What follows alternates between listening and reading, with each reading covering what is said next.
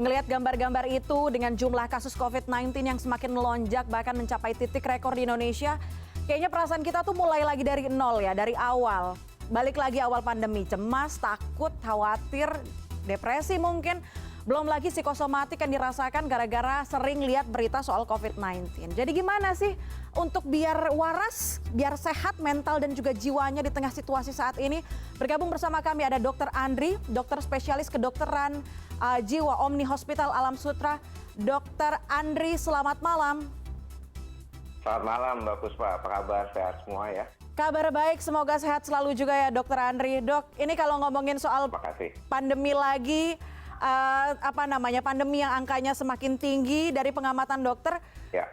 Apa sih sebetulnya persoalan besar dari kesehatan mental yang banyak muncul di tengah gelombang besar pandemi yang muncul lagi saat ini? Ya memang seperti tadi Mbak bilang bahwa memang berbeda di awal pertama kali waktu Maret 2020 dengan sekarang ya.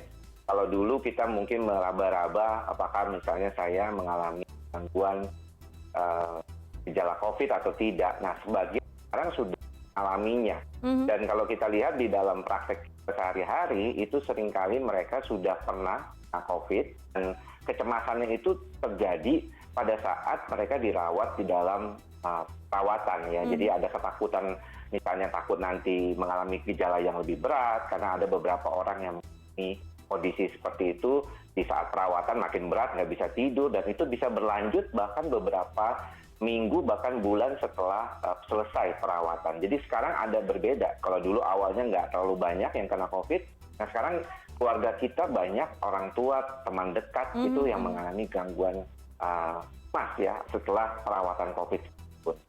Jadi makin dekat dengan katakanlah inner circle gitu ya dok? Betul sekali. Nah, suasananya juga berubah total. Pikiran kita, kekhawatiran psikis nih semakin memburuk nggak sih? Karena ngerasanya gini, dulu sudah mulai bisa terkontrol lah katakan. Kita bisa jalan-jalan ke pantai, bisa di tempat wisata juga sudah dibuka. Kemudian sekarang semakin tinggi angkanya, tapi behavior orang mungkin ada yang abai karena merasa vaksinasi. Ada atmosfer dari vaksinasi yang nampaknya menenangkan sebagian masyarakat.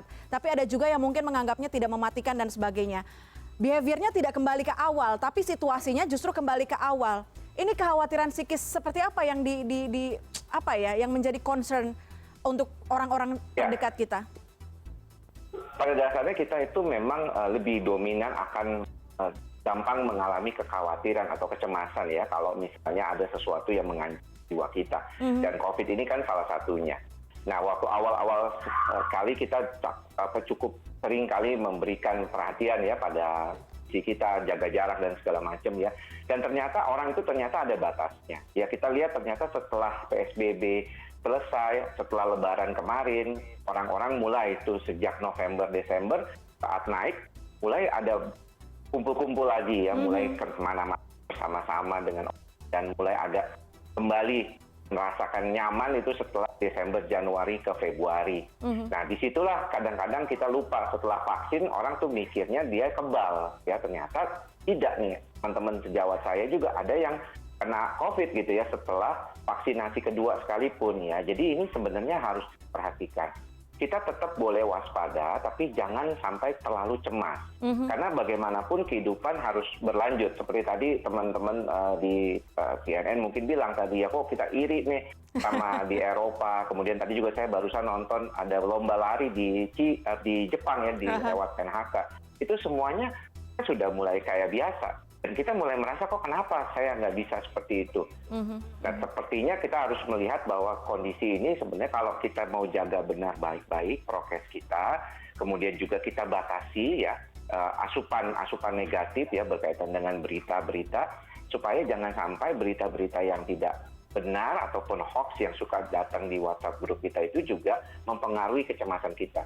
Jadi berikan batasan waktu kalau saya bilang baca atau mendengarkan berita-berita terkait COVID. Dan lakukanlah aktivitas sehari-hari dengan baik ya, dengan menjaga protokol kesehatan, setidaknya pakai masker. Paling penting dah kalau saya lihat ada beberapa orang yang sudah mulai lupa ya dengan pakai masker itu yang paling penting. Kalau Anda nggak bisa jaga jarak seperti di KRL atau di pelayanan umum, Anda setidaknya pakai masker terus. Itu nomor satu yang paling penting. Oke, Dok, tapi saya penasaran. Kita tahu kalau penanganan corona ini hilirnya ada di tenaga medis di rumah sakit ya.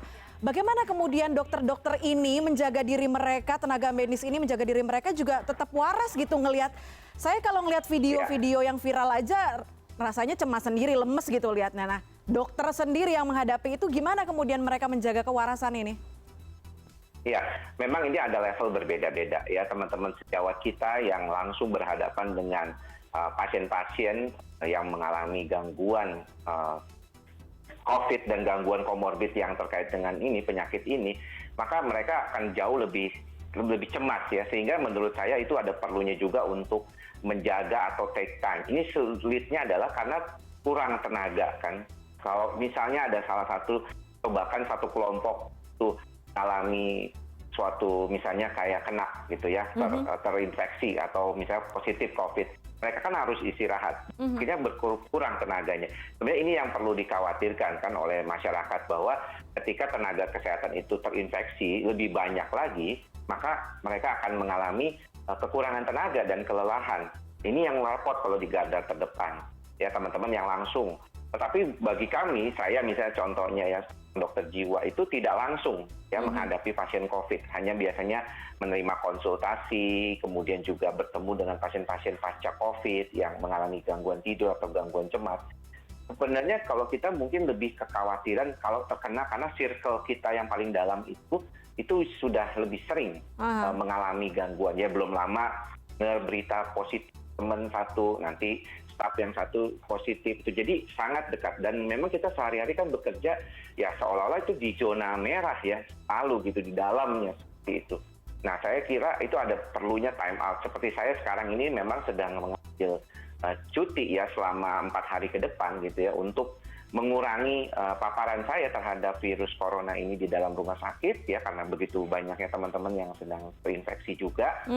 Juga mengambil waktu buat diri saya untuk sedikit banyak tidak terlalu berkaitan dengan masalah-masalah yang sehari-hari saya temui gitu. Itu untuk menjaga imbangan atau kewarasan tadi. Sebenarnya itu yang paling penting juga. Artinya sadar dengan kemampuan diri sendiri untuk menerima informasi, dibatasi kalau bisa, kalau sudah terpapar dengan COVID-19, dan lakukan aktivitas yang mungkin bisa bikin diri ini jadi keluar aura positifnya ya dok, sisi positifnya ya dok. Dokter Henry, karena waktunya terbatas. Itu ada di pikiran kita ya. Jadi ketika kita memilah-milah informasi, kita sadar bahwa kita nih berada pada kondisi, saya tidak pernah cuti sebenarnya. Ya, dalam konteks kemarin dari 2020, tapi dalam hal ini supaya kita lebih sadar aja bagaimana harus kita tetap selalu menjaga sadar, protokol kesehatan, waspada, itu yang paling minimal penting. Tadi kalau kata dokter saya setuju, pakai masker deh dimanapun berada ya. Dokter Andri, terima kasih banyak sudah bergabung bersama kami di CNN Indonesia Connected. Sama-sama. Stay safe dok. Terima kasih Mbak Puspa, sehat semua. Oke.